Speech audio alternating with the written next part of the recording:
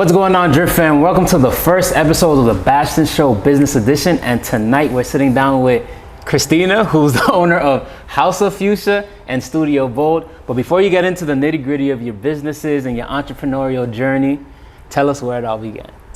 It all began in fashion with the passion to dress women into their best selves. Okay. It's been like I joke around and I say that like if I didn't start there, I wouldn't be good at anything else. And from fashion, I went into content creation and then digital marketing. Whoa, you're going a little too quick. You're going a little too quick. So let's go. Let's get personal, right? So who was Cristina before House of Fuschia and Studio Bold?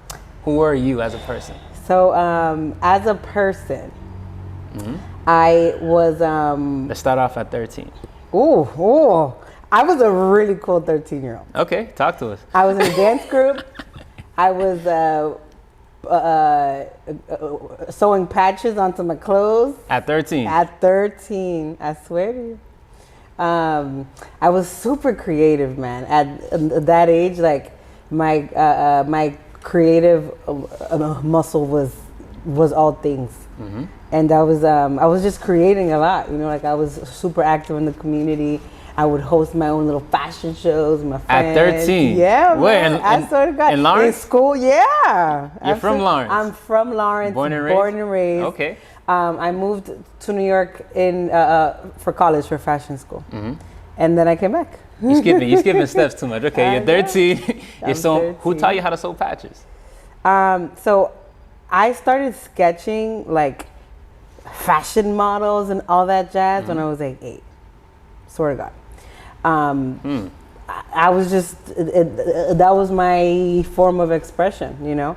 And I would get my mom to buy me magazines at like Walgreens or whatever. And I would like rip out all the pages that I loved. And I would make collages and stuff. And I started to learn how to sew on my own at like 10, 11. And then by 13, I was like sewing stuff. I was like customizing my clothes. That's wild. And it wasn't until high school that I went to the Vogue, that I enrolled in the fashion program, and my dad bought me like an actual sewing machine. But I was already like sewing stuff. So it just came natural to you. Yeah, I guess. Was there anybody in your family that was creative in that sense? My older brothers, they were always like into the entertainment industry. Like music? Yeah, like music. So like, you know, they all had rapper phases. So what, they had like the LL Cool J hats and the Adidas tracksuits? All the jazz. And my older brother and my older cousin bought a camera when they were like as well in high school, and they started to like record music videos and like in my backyard. Wow. Yeah. Okay. So like I grew up seeing that, you know, and let me ask you one question. Is any of them famous right now? No. Nope, just me. We're gonna I mean, that's why you're here, right? You know? we're gonna have to link one of the music videos in this. Yeah. Okay, so in high school, right? Yeah. You just said you're creative, you're going through the motions. Who's around you, right? Who are you surrounding yourself with? You know what's crazy? I've always been a really social person. Okay. Like even as a kid. So like I never had one clique. But that also brought me to be like an extroverted introvert. So you were a homie hopper. Yeah, I guess you could say. I mean, I was just cool with everybody. But I'm joking. I was always in like my own world, but definitely I was cool with everybody. Who's lit? We chilling. Like we hanging. So you didn't. We outside. So you didn't have your own clique, but you were extroverted. Yes, and I had a lot of good friends. You know, don't get me wrong, but I was always a little different, man. You know, I was always like the uber creative one. You know, I was always like, I've always wanted to do different things. You know, so like going to the movies, for example, at that age, as like a little click, Absolutely. it didn't alert me. Really? No, I'd be like, I want to go make a skirt, out of like recycled t-shirts. I was that weird ass kid. I swear to God. You were like, this is... Yeah. I can show you, man. We gotta link the pictures.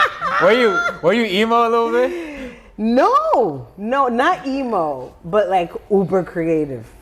Like very hands-on. Okay. But not emo. I've always been like a super positive, like I've always been this. Okay. I've always been this. The colors and everything. The colors, the jazz, the razzle dazzle, the texture, all of it. All of it. What do your parents think about it? Oh man. They coming from a Dominican household, right? Or a Caribbean household. Very Caribbean. So very Caribbean. You're either a doctor, a lawyer, or a nurse. I went through the same struggles, right? I'm Haitian. We're neighbors. And it's either you're a doctor, a lawyer, or a nurse. It's like, and we all have the same parents.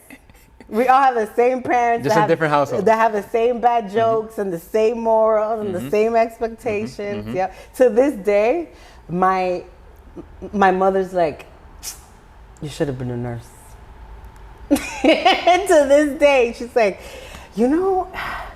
but they're super supportive. Like both my parents have been together for almost 40 years. So I grew up in a very united nucleus, super hardworking people. And they didn't know what to do with me ever, so I think at one point they were just like, get good grades, don't get knocked up, don't chill in the hood, and let's see what happens. Okay. Because I never wanted to go the conventional route, and eventually they just got used to. And I'm telling you, still now there's moments I do things and they're like, sweet baby Jesus. But what did you have to do? But what did you have to do to convince them, though, right? So I don't think it's a convincing play. I think that Caribbean parents, they just, at the end of the day, they want you to be good people in society and raise good kids and have good morals and not embarrass them. That's very important. So important, if not the most important. And I've been consistent in my ambition. Even when I would slightly pivot careers or positions, like I'm not gonna fail, So I think they grew to trust me. As time progressed and you proved yourself. Yeah, like they didn't know what I was doing, but they were like, I think she's gonna be okay. Absolutely. I think she's good. And now I'm in a position where my norm and my stable, thank God, it allows me to provide for them and to give them experiences, and so we're good. Beautiful. It's beautiful. We understand each other now. It's a long time coming, but it's funny because it took me a very long time to actually understand what my parents were saying when it came to when they were like, be a lawyer, be a doctor. But what they're really saying to us as Caribbean kids is, we want you to be security, and stable, and stability, and grounded, and don't you dare embarrass us. Don't you dare. But that's what scares them, right? Like they don't want to see their kid out in the street wandering off, Not having a plan, not having direction. I think also the story with most Caribbean parents, right, is that they got here, man, and one way or another, they strived to provide us whatever level of stability and security they could, like bare bones. But we also have to understand, right, that they come from a different time. They come from a different era. Another era, God. So to them, right, like my parents, it's work, home, work, home, I'm telling you, even right now that I've again proved myself, whenever I'm like too lax for a couple days or like I'm at their house a couple days at a time, they're like, "Are you working? Are you staying busy?" But that's a good problem to have, though, right? Because it keeps you on your toes. Oh, it does. It does. I have a very Dominican father who is the alpha and omega. And whenever I'm like a little bit on the slum side, he's like, "What's up? Are you killing it or not? Because I need you to be killing it." But it holds you accountable, so that's a good thing. At the end very of the day. much so. And he's been a massive battery in my back this entire journey, because entrepreneurship is not glamorous. Add motherhood, add marriage, add this new layer now of being a widow, like. And whenever again, I'm telling you, I look a little, on the slum side. He's like, "What's up? You good? What's the plan? You keeping it together? Let's go."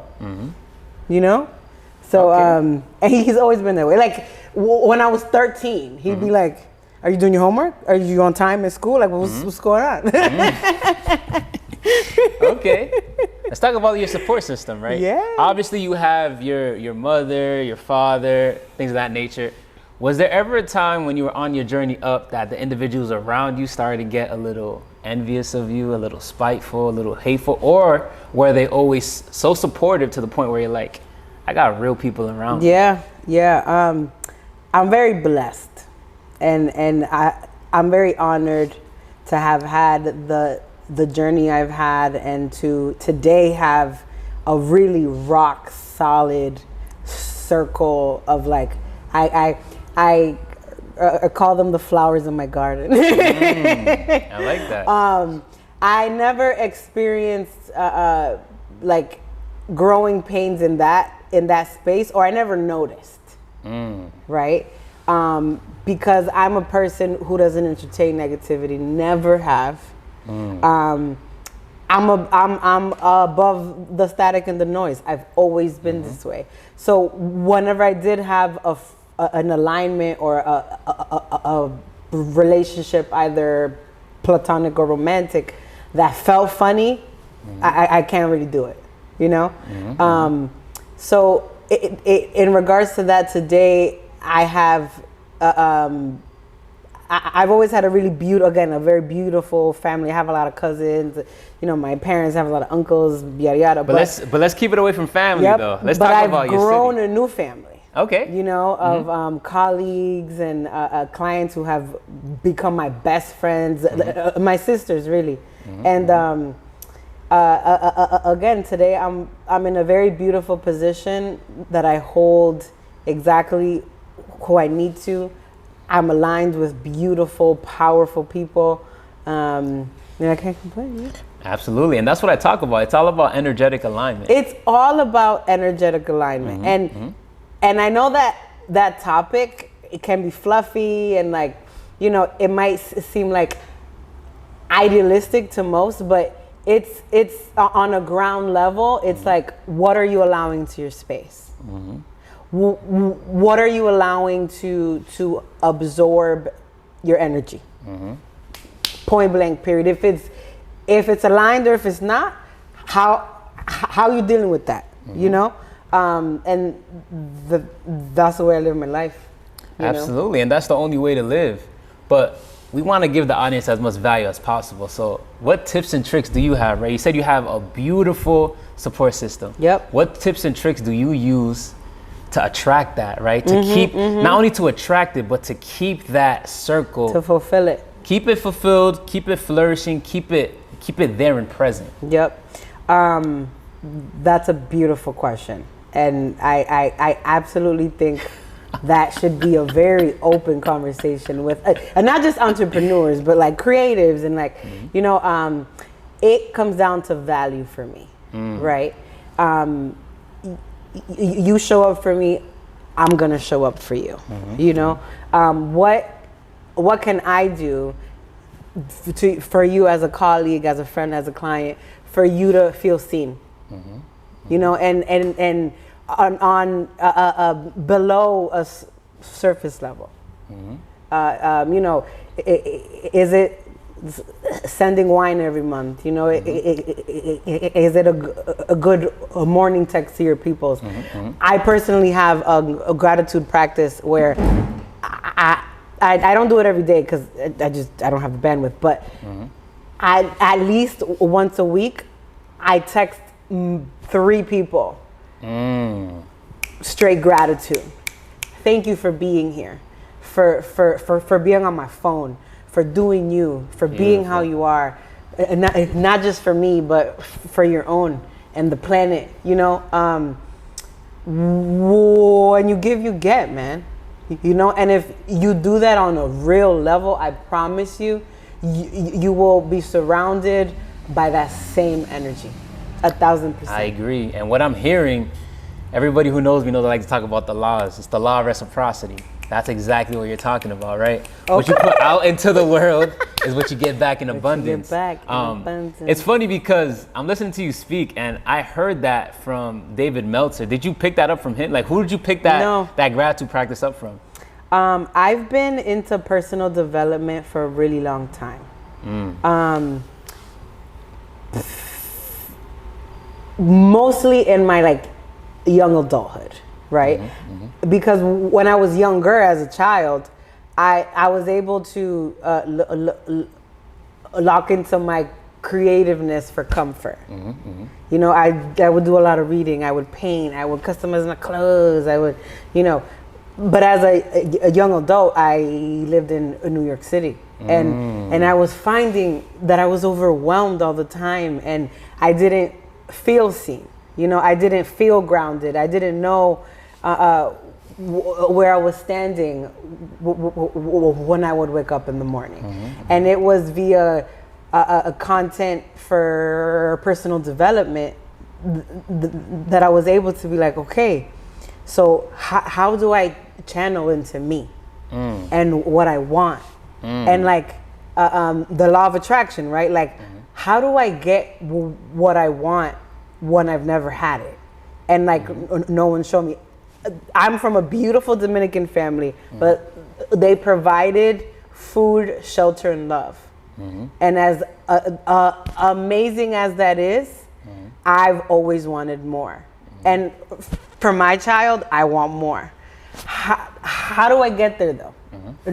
Nobody's ever taught me that. I am the first entrepreneur in my family. You know, like, so I had to find a way to tap into that level of like consciousness, if you will, you know, and gratitude practices, mindfulness practices, learning how to meditate. My God, we got to talk about it because I have a certain meditation practice that I use. Yes, we got to talk about that. We'll talk about that in a little bit. Yeah. But keep going. Yep. So, I found that expressing gratitude, it felt good, man. And I like making people happy.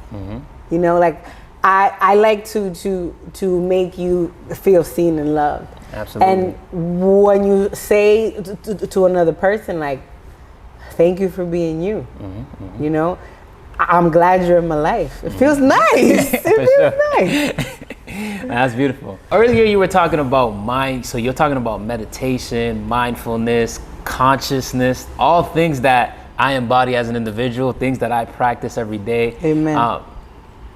Let's tap into meditation though, right? For a lot of individuals, meditating is the most difficult things. When I was talking to my friend the other day, he gave me some advice. My boy, we go to the beach in the mornings, we meditate on the beach, we get grounded with the sand. And he recommended the Calm app. Calm app is amazing. Yeah, I have it. I don't use it as much as I probably should, but I definitely align with it. But what do you... Like, what does your... I'm gonna tell the audience what my meditation revolves around. But before I do that, you're the guest here, right? Yeah. Well, I'm in your house, right? The house of Fuschia. but before we get started with that, I want you to tell us, what does your meditation consist of? that has changed a lot over the years. So I started practicing meditation, I want to say in like 2012. And back then, that looked like just a lot of breath work, right? At that age, I felt like I was always like this. You know, I was always like, and I lived in the city and had 1,000 things going on and had 9 jobs, you know? So just breathing was everything. I would breathe and I would try to get grounded and centered. And believe it or not, I found a lot of this content on YouTube, like on the internet, you know, like how to meditate, you know, literally, ground level. But today, it's become ingrained into like how I function. I have to meditate right before bed to turn off my mind, to be able to be at a state where I can get good rest. And I have to meditate the first like 30 minutes I wake up, like before I even get out of bed. So I end the day that way, and I start the day that way. And what does it consist of? It's a lot of affirmation, a lot of breath work, it's light chanting. Light chanting? Yeah, you know, What's light chanting? So like I'll repeat a lot of I am statements out loud. Oh, okay. Out loud, you know. And then So like affirmations. Yeah, but like my affirmations tend to be prettier, you know, like you're amazing and you're beautiful. But when I chant, I'm calling on something. You know, like today I need my mind to be focused on XYZ. You know, like right now I need to feel a certain way. I need to go get this thing. It's a lot more intentional. And then another layer of my practice is that I don't say, right, that I have anxiety, but I experience a lot of anxiety. Just normally as an entrepreneur, as a mother, as a widow, I just experience a lot of anxiety. So there's pockets in the day where I just have to stop.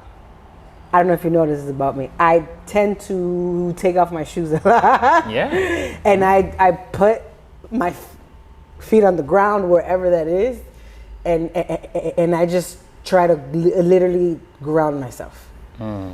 And I'll breathe, and I'll be present, and it's almost like a recharge. You know, I do the I think it's called the 4-4 breath cycle. I breathe for 4, hold for 4, let go for 4. I do that a lot in the car. You know, like before an event or a meeting. I do a lot of breath work for sure. So like a lot of my my practices have a lot to do with breathing. Breathing. That's funny.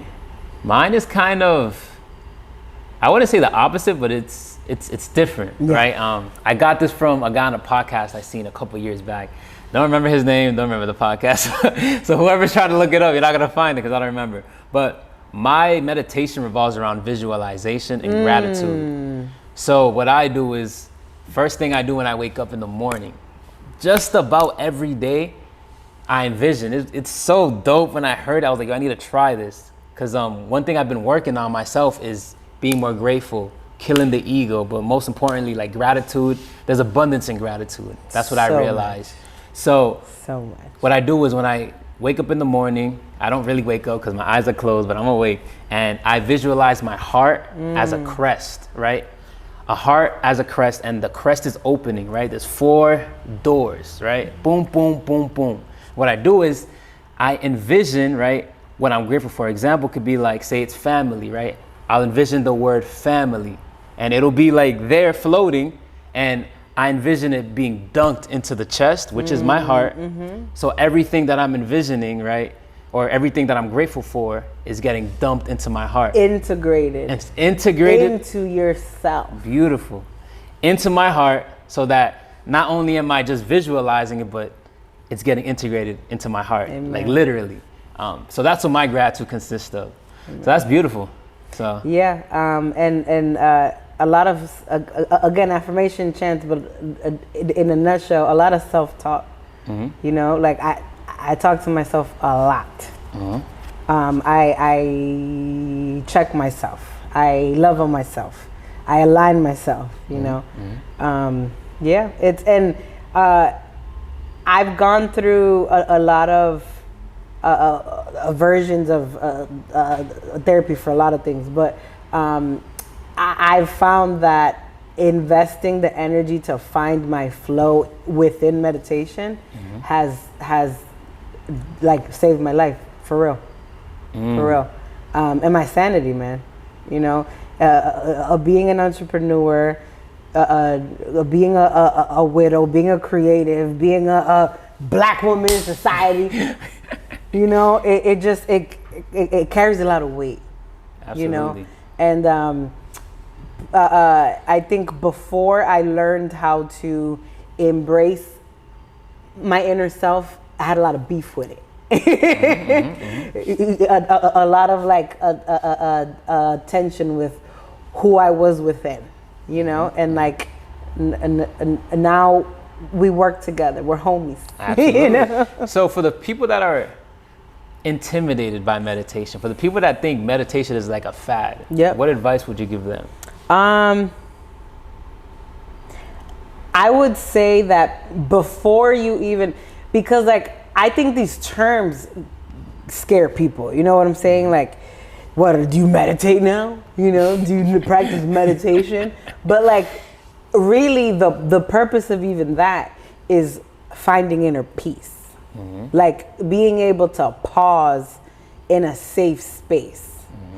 If that's your mind, if that's your car, if that's in the bathroom, like what I would say is that before trying to master the practice of being able to meditate, is explore what peace feels like for you, because we all need it. Absolutely. We all need it. If that's quiet time, if that's journaling, if that's at the gym, like, but before trying to like fill a role or like follow a fad, find your quiet, safe space. Explore what that is. Nobody can tell you what that is. You know, is it driving to the beach? Is it like, I spend a lot of time in my car.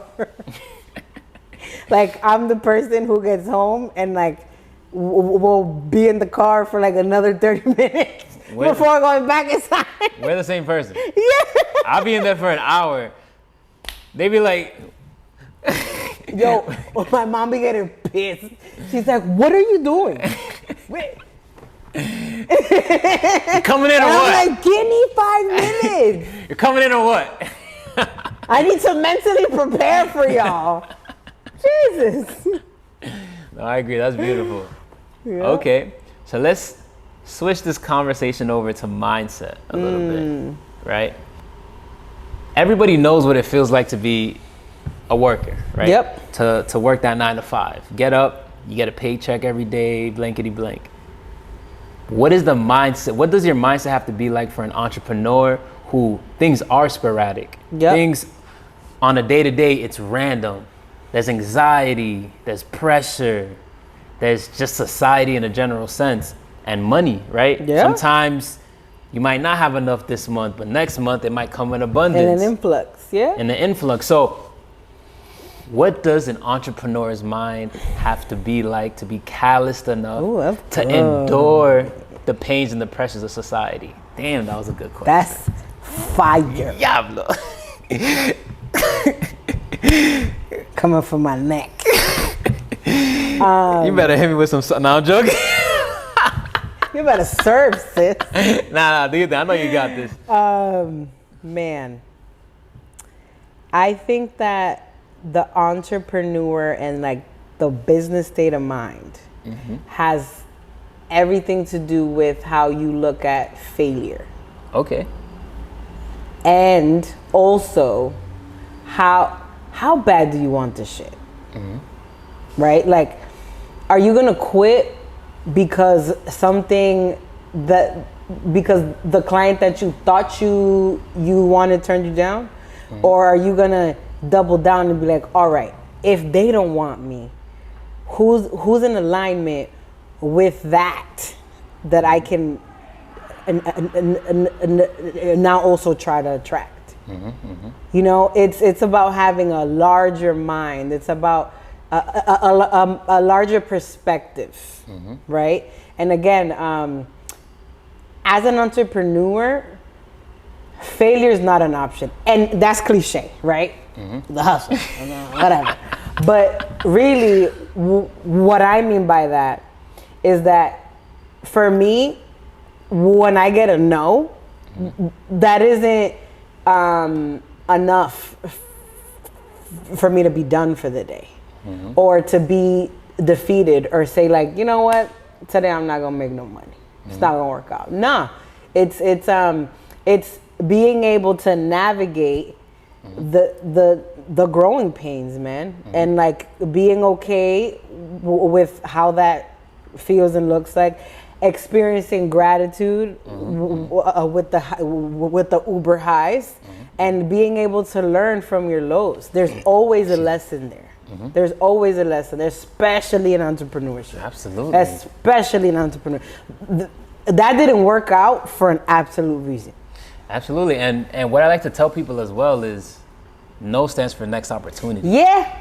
It's like, okay. No, you're not going to be there, but where are you going to be next? Absolutely. And you know? I feel like being an entrepreneur is the best character builder. And I say that because it's a life muscle. Yeah. If you can make your own money and be happy and like keep going, oh my, you could do anything. And what can do anything. Absolutely. And what I'm realizing is, I know being an entrepreneur in this day and age is popular, but you got to be really built for this. Like, a lot of people think I'm gonna go and hit a crypto pump, or I'm gonna go and do some Bitcoin. Try to go viral. Or I'm gonna. I don't know. But it's it's so trendy these days. Yeah. But you gotta really be built for it, because at the end of the day, if you're not, it's gonna show. And it's all about consistency and the time that you put into your craft. This is about to be year 4 on the podcast, right? Love this topic. You get what I'm saying? I love it. It's really telling, right? You could take some time off like I did, but are you gonna come back with even harder? Are you gonna come back better? Because that's what it is, right? Being an entrepreneur, you have to constantly reinvent yourself. I've failed at my business, not just opportunities. I've run my business, my brand, my money to the floor like 3 times. But ran into it like, what am I gonna do? But you're still here though. But that lies with the fact I'm not gonna. Failure is not an option for me. If I failed at that, it means I need to learn something. I need to go out and align with somebody else. It means I need to go read a certain book. It might mean I need to pause and recollect myself and meditate for 2 weeks straight to get some clarity, because I got so overwhelmed. One of said times that I failed, I tanked my business. I was so busy, dog, I couldn't handle it. And I thought that was it. I thought wow, after so many trials and all, I made it, because I'm so busy I can't breathe, I can't sleep, I can't attend to my child, my husband's mad at me. I thought that was succeeding, and it wasn't. And I failed. I said yes too much. I took on too much that I didn't know how to handle it. I didn't know where to put it. I didn't know that I needed a whole team, a certain kind of team to meet my demand, right? It's not going. That version isn't going to happen to me again.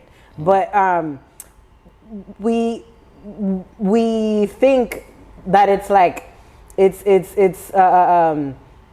has to look a certain way, You know, like another time I failed at the business was because I didn't know how to do business. I was just super creative and I had all these ideas, and I thought that doing it this way and creating these slides was going to make me money. But that wasn't how you make money. So for the individuals who are there, right, they have the creativity, but they don't have the guidance or direction. What advice would you give them?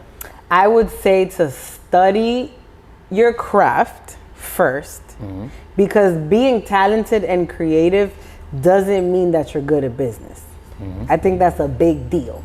Like being able to create something and to launch a clothing line and book shows and clients, like that doesn't mean that you know how to run a business. So learn your craft, study your industry, and find your niche, right? Like find your special sauce in that thing. Because when you say I'm a designer and you arrive in a room of designers, how are you gonna stand out? How are you gonna survive there? It's a good question. You know, next to designers who have been doing this for 10 years, next to designers that have a Jay-Z as an uncle. You know, how are you gonna survive in that space? Like, you have to have your own secret sauce. And that takes studying and trial and error and learning where you want to be in your industry, where you fit. Yeah, and there's a guy that I listen to. His name is Bedros Koulian. He says the riches are in the niches. So you're right, and that's what I tell myself every day. Right? You're not for everybody. Absolutely. I'm not for everybody. And when you come out and you're lit and you have all these ideas and you're like, everybody has to love me and everybody has to give me money, but like that's not how it works. That's how you burn yourself out. You know, because you're trying to give all this energy and creativity to the wrong people, and then you're broke and you're tired. But if you find the people and the circles that you align with, that you speak directly to, that like y'all understand each other, the options are endless. The sky's the limit. The sky's the limit. The riches are in the niches. Remember that. The riches are in the niches. Let's go. This is my favorite question to ask because I feel like with this question, the audience gets the most value. You ready for it? It's my favorite question. For the people that watch my interviews, they know what's coming up. They already know what's coming up. And the question is, what was your greatest failure? And when I ask this question again, listen to this, right? Good. When I ask this question again, it's not what was your biggest L as in lesson, it's what was your biggest L as in loss. So what was your greatest failure?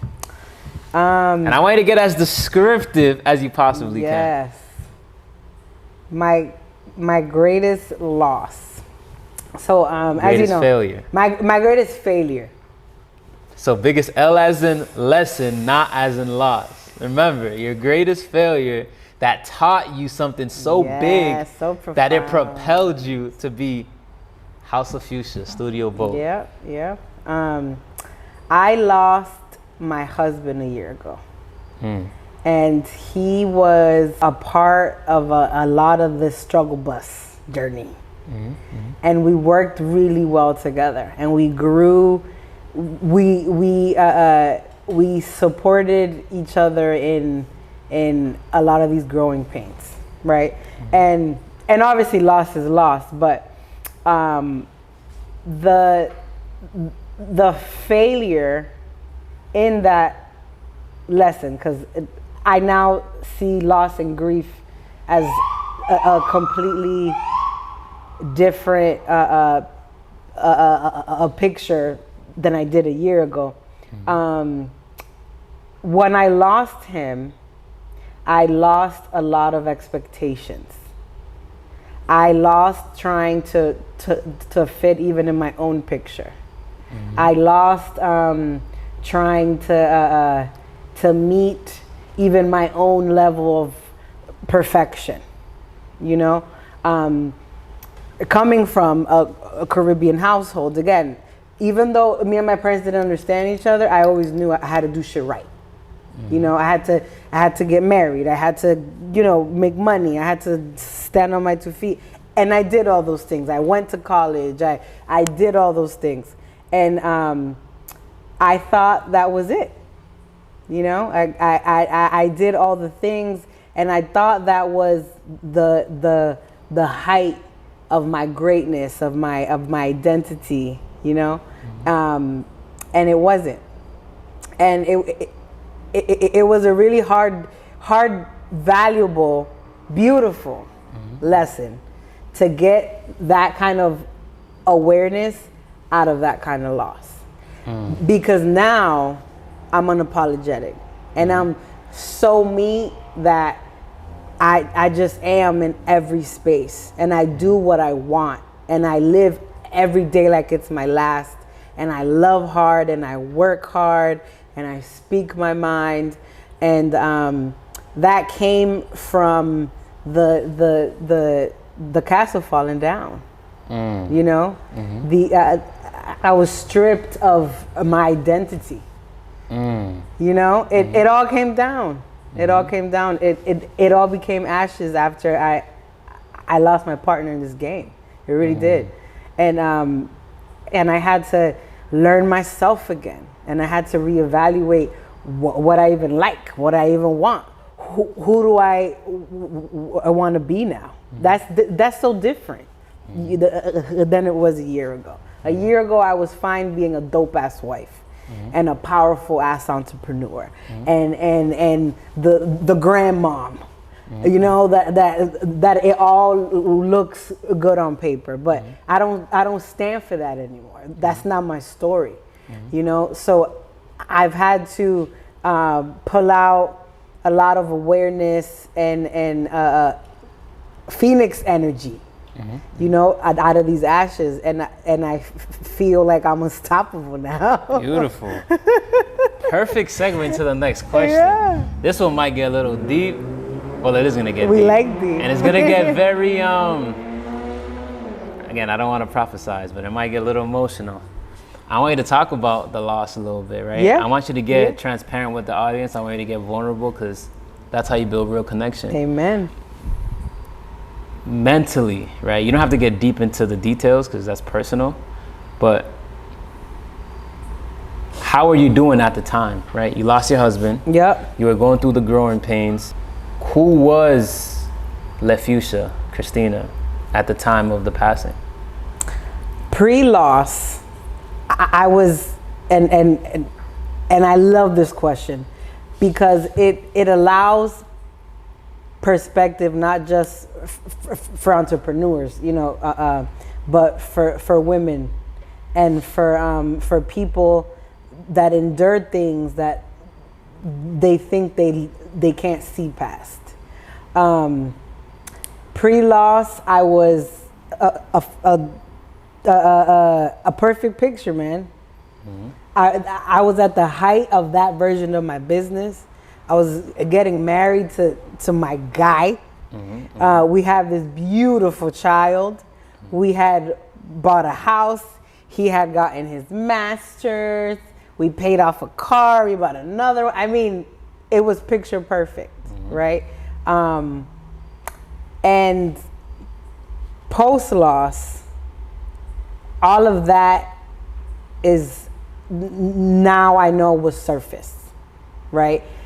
Because there was a lot of factors about his passing that were secretive and a lot of skeletons in the closet, and I was able to let go of a lot of that, and now become who I am today, that I'm very proud of, you know. But post loss, I was a shell of that person. A shell. A shell. I was a shell of that person because I didn't have the spirit in me anymore. You know, it was dead. It was gone. So advice for the individuals who, because you literally lost someone, right? But a lot of individuals go through a breakup, right? Which grief is grief. Yeah, and that's what I'm saying. Grief is grief. You can grieve a job. You can grieve the loss of financial opportunities. Grief is grief. So the question is, what tips and tricks, or just what coping mechanisms can you offer, right, to the individuals who are going through grief, like you said? The silver lining, man. I practice a lot of like intentional, almost aggressive gratitude. Like I have to be able to find the lesson here. I have to be able to be grateful of what was. I have to in order to sleep at night. You know, I have to, because I make my own money. So in order for my new castle to be solid, I need to be good, because I'm the one that provides for that now. It's just me and my baby. You know, you have to find the why there, man. The why. You have to find your why. Like a loss is a pivot point. Like, are you gonna stop there? Are you gonna let that be why you can't find happiness or success or joy anymore? Even if it takes you time to find that, as it should, you know, but finding your why and staying stuck to it, and finding your pace and grace in that. You know, one thing I struggle a lot with is trusting my pace and grace in grief. I lost my partner. We coexisted. We had a life that we built equally together. You know, so it's you know, we're a year in, and I still have times, you know, that I wake up in a funk and I'm like, snap out of it, sis. You gotta do stuff. But no, I need to honor those feelings in order for me to get through them. You know, I need to honor whatever it comes up for me in order for me to be great tomorrow, or in a week, or in a month. You know, when he passed, I was at home for 3 months. You know, I would eat when I felt like it. I would sleep how I could, like, and I had to go through that, even though I really didn't want to. I had to sit through that pain. I had to look at the pictures. I had to study the memories in order for me to find the beauty in them and the gratitude, and be able to take everything that was and use it as fuel to try again tomorrow. That makes sense. And would you say that's what's pushing you to the next level, right? Like 1000%. You not having that backbone, you being that backbone for yourself, and, you know, having to provide for your kids. So that's what's pushing you to get to that next level. Yeah. It's my why. Okay. You know, my story is so much larger now. My reach is so much larger now. I have such a larger purpose for 1,000 reasons. There's a person that should have had a longer life, who now doesn't, who should have gone on another vacation. You know what I'm saying? My son now, he doesn't have his guy. I need to make sure that I nourish and I condition and I build myself and our environments with so much love and light and success and knowledge and support, so that he always has it. So that I can honor who his father was. So I can honor the legacy that he built, that we built, that I've built. I did not start this shit yesterday. You know, I've been working at this game for a long time. I can't stop now. On the contrary, I need to go harder. I need to be louder. I need to be more intentional. You know, I need to reach more women now. I have to. Because I survived this. You see what I'm saying? Like, Absolutely. With some math and self-talk and razzle-dazzle, I was able to take a really dark, tragic situation and use it as fuel. I know that's not everybody. So now I almost carry the responsibility, you know, of showing you it can be done. Whoever you are, whoever you are. Like the women and the people that and the souls I've been able to align with post-loss, as much as I loved my career prior to this and my curated, branded experiences, they're nothing like they are now. Like when I talk to you, I'm talking to your soul because I know where that is and how that feels. You know, I've had to learn to do that for myself in my worst moments. And what I'm hearing from what you're saying is that you learned, and that's a skill actually. It's a muscle. You learned how to extract the lesson from the negative, right? The lesson from the negative, which you're using to propel you to get to the next level. How, right? How? I see what you're saying, right? You know, you got your affirmations, you said, the razzle dazzle. It's loaded. But, It's loaded. but when people are grieving, you said you took 3 months, but throughout that process, it sounds like you were digesting, right? And you were studying. Yeah. God. For someone who's not as strong, right? Yep. Because we want to talk to the common person, right? Yep. I believe we're above average because, you know, we've conditioned ourselves to a certain level. We have high performance habits.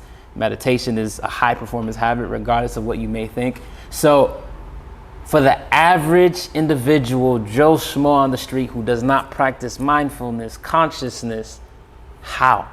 That's the main question. How? Find joy. Find joy. Find joy.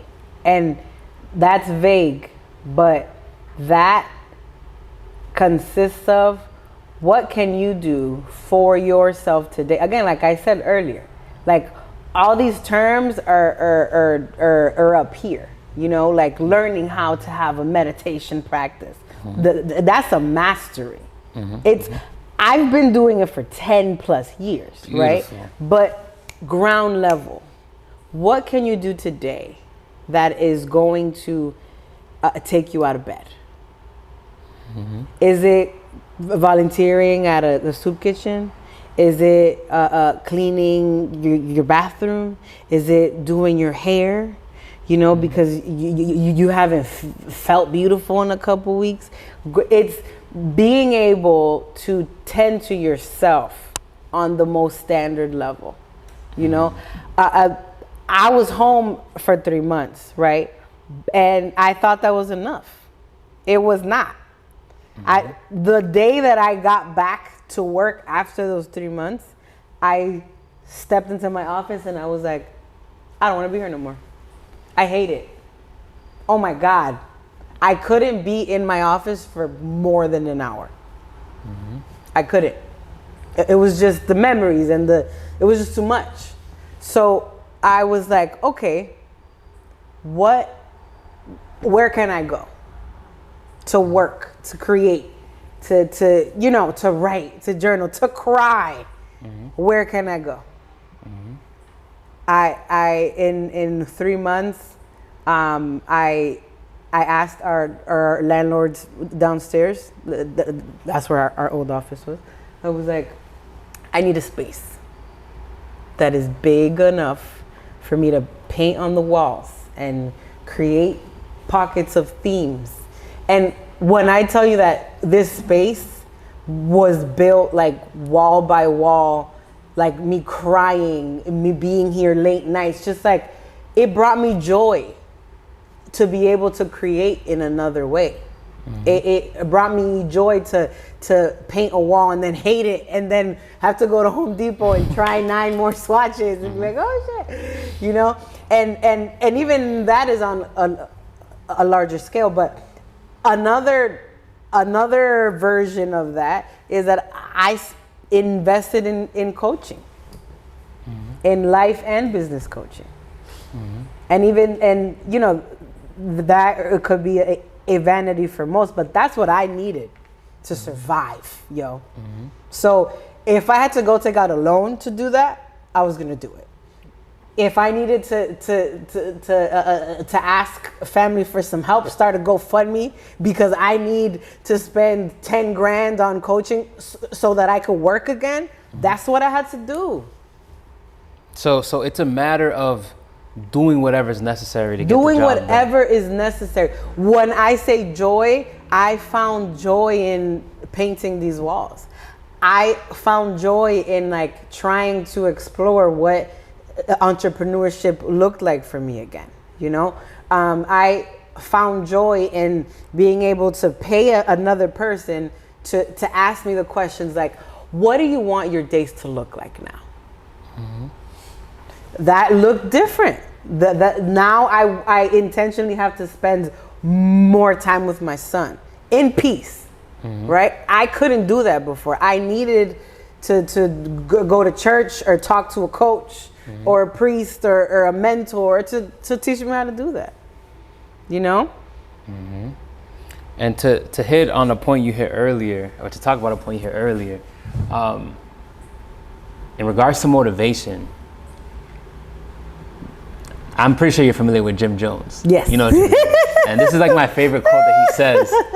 But his quote went viral and I was like, yo, that's so true, right? Action first. But what he said was, if you're not motivated, just stay consistent, because consistency is going to bring back your motivation.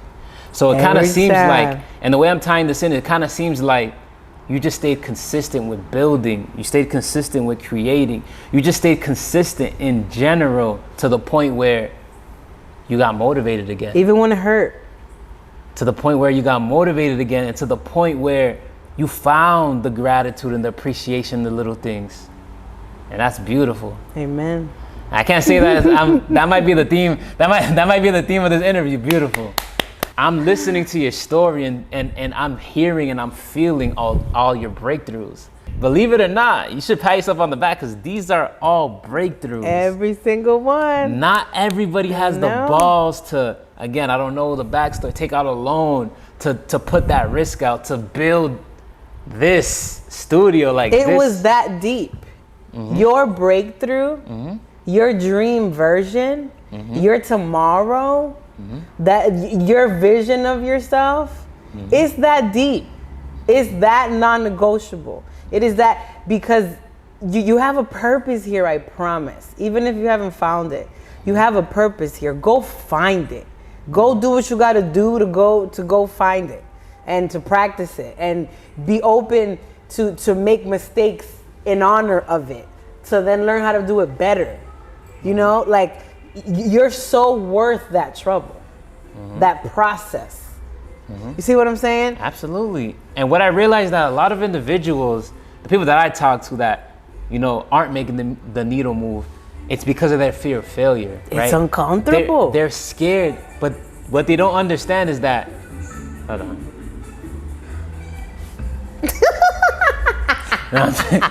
But what they Welcome to downtown Lawrence. What they don't understand is the lessons are in the failure. That's the only way you can grow as an individual. That's your goal. It took me a very long time to realize that, but once I realized it, I was like, I can't wait till my next failure. Oh, I'm gonna learn some shit. Make me overthink. My biggest thing with my life right now and the people that I surround myself around is challenge me. Because I'm so used to being fucking right all the time. Make me think a different way. Shift my mindset. But the thing is that when you're in, I'm not gonna use the word alpha, but when you have a strong mindset, right, that intimidates people, right? Like, you're an intimidating person, believe it or not. No, right? I've heard it all my life. You're a woman. You're not intimidating to me. But you're an intimidating person. You know what I'm saying? Because, like, you know, like, we're on the same wavelength, right? We're doing the same thing. But somebody who is just going through the motions on in their regular life is going to be intimidated by a woman like you. You get what I mean? It's very polarizing to be an independent black woman in society that's making the needle move. Absolutely. Without somebody paying their bills and being a widow, on top of being a widow, being a mother. These are all things that is put on this earth to work against you. But you're using that as fuel to get to the next level, which is, again, beautiful.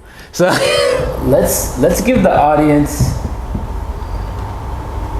some actionable steps in the sense of, I'm a random Joe Smo. I'm a regular person. Amen. I'm watching this podcast. I want to become an entrepreneur tomorrow or start my journey, right? Because it's not that easy. What steps should I take in regards to pursuing that? So, I would find something that you're good at or that you can do easily first, right? It doesn't have to be creative either, you know, like you don't need to be the next a Basquiat to, you know, to be an entrepreneur, but you have to be able to deliver a product or a service or an experience that's seamless, right? And then study the ways how you can monetize off of that craft, right? So you're a standard individual off the street who knows how to, I don't know, do Legos, right? And they're like, yo, I love this, and I see streamers online, and I see videos on YouTube that make $1 million about Legos. So like, find your thing, and then find all the ways that you can monetize off of that thing, and have at it. So let's get specific, right? You said monetize and ways. What are the ways?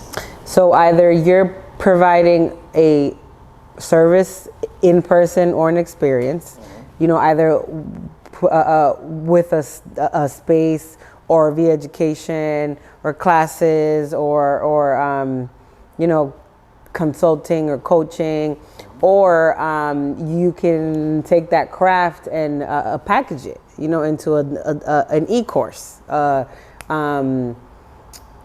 digital guide, you know.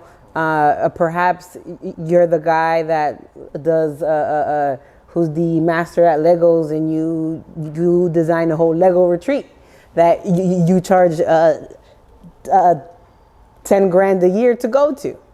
You know, it's being able to hone in on your thing and then map out all the ways you can make money off it. One thing that I realize is important is an email list. Oh yeah. Let's hone in on that a little bit, right? What's the importance of an email list? How do you build one?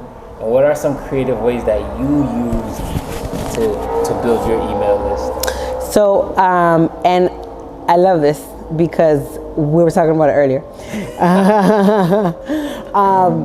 Because entrepreneurship is like a trendy thing, and a lot of businesses are born on social media. We think that's all we need to market your business, but that's simply a form of how to market yourself. An email list is direct connection to your consumer. It's landing on, like, in their inbox, to their phone, you know, and like not on an app that you sign in and out of and you check for notifications and updates. But an email is like a direct a message to your consumer. How do you go about building a good list? I mean, there's a thousand ways. You can do marketing techniques like giveaways and referral techniques, and so it goes. Or, you know, if you give me your email, I'll shoot you a free guide on personal style. You know what I'm saying? It's a bartering system, right? Or let's say that you have a product and you do pop-up events or bazaars.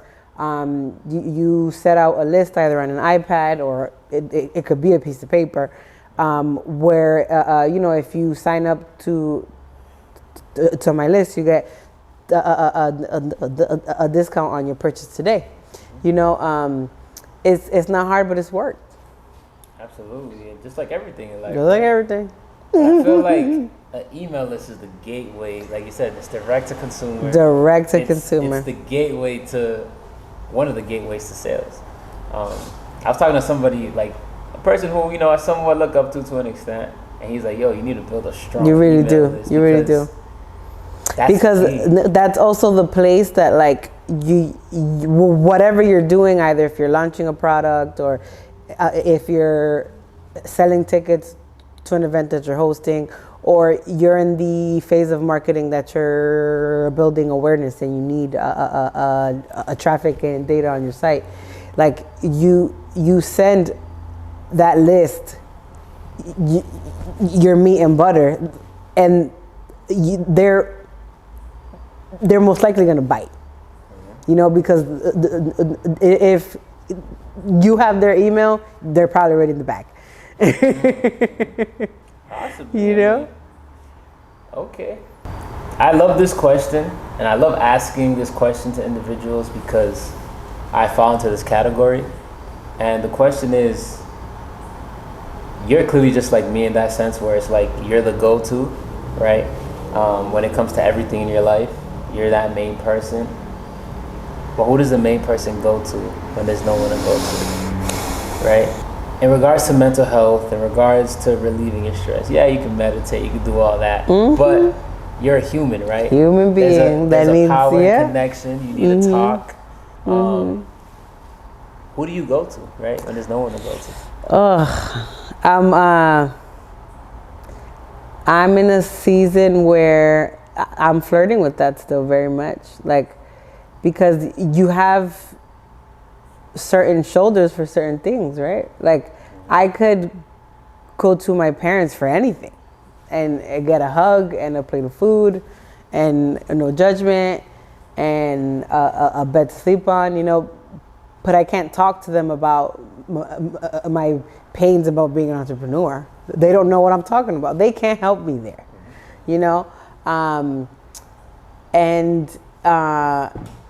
I think because my professional life is so weaved into my life that I have a solid group of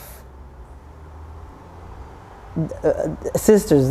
They're my sisters, really, that I can talk to them about a failed client opportunity or a win, or I'm just having a bad day emotionally, and I have, and even that like ranges, right? One of my best friends, who's also my business partner, she's a big support system in my grief journey, because she listens. She knows how to listen. That's not a trait of everybody. So it depends. I do have a good selection of love, if you will, that allow me to not be the strong friend all the time. But that's hard, and again, I'm still flirting in that space, because your needs are different, in each season in life. I just had a breakup with a best friend of 20 years recently. Wow. Yeah, and like that was one of those people that like I would call crying at 10 p.m. for any reason, because I was tired of mothering a toddler, or because I was burnt out from work, or because I was having a griefy day, and I don't have that anymore, because we're just not aligned anymore, and that's okay too, so I'm definitely in a season of finding the right support for my needs, That's hard. But it's possible. How do you pick, absolutely, but how do you pick that support, right? That's I think that's one of the hardest things, right? How do you, right? You might meet someone, you have great chemistry, but they don't listen. Yeah, they or don't like listen. Yeah, they don't listen. Yeah, you guys have great energy, but when you're talking to them, they're not really picking up what you're putting down. Yeah. The mindset is different. Like, how do you really, because you talk about love and support, how do you really hone in and be like, these are my sisters? Like, what are you looking for, or what have you looked for in your circle that is different, that is pure, and that is genuine? You know,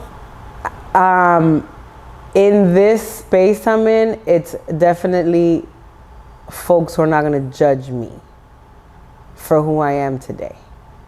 Because that could be different tomorrow. And it was different yesterday, you know? So, and there's when you're open to not putting your feelings into mine, you're listening and you're seeing me, you know? And that's the kind of support I need right now. You know? You just want to be heard. I just want to be heard. I just want to be loved. I just want to be seen, you know? There's other seasons I want to be emotionally supported, financially supported, and all that looks different, right? But in this season I'm in, I only surround myself with people that are not going to judge me. You know, if I'm low today, if I'm high tomorrow, because that's how this shit is. That's how this shit is. And if you can't see me in all those versions, it's not the right support. So they gotta see you in all the seasons. All the seasons. And still be willing to. I'm a multi-faceted, a bowl of sancocho. You know? Okay. I haven't done this in a while, but we're gonna play a little game. Let's go. You ready for me? I don't know. I haven't done this since, I say a couple of years, but I feel like I feel called to bring it back. Good. The game's called Say That. Right? All right. And the way you play it is, I'm gonna say a phrase or a word, and you say the first thing that comes to your mind. Oh shit. Okay. You gotta keep it brief. All right. And the reason why I play this game is because I want the audience to get a little personable with you. Yes. Just to see This is gonna be who fun. you are as an individual. You ready? Sure. Lawrence. Quick. Patelitos. Balis. Business. Sisterhood. Okay. Creativity. Journaling. Patelitos. Ham and cheese. Definitely ham and cheese. Entrepreneurship.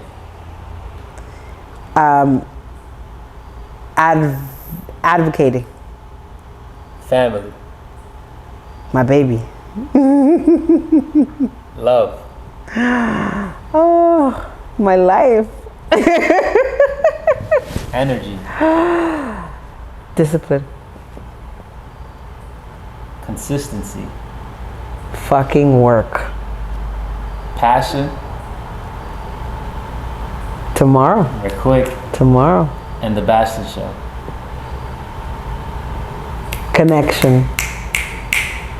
End of the day is Bastendrip, the flyest in the city, aka the young intellectual. And Cris Fuschia. Cris Fuschia? Yeah, fuck it. Oh, that's new.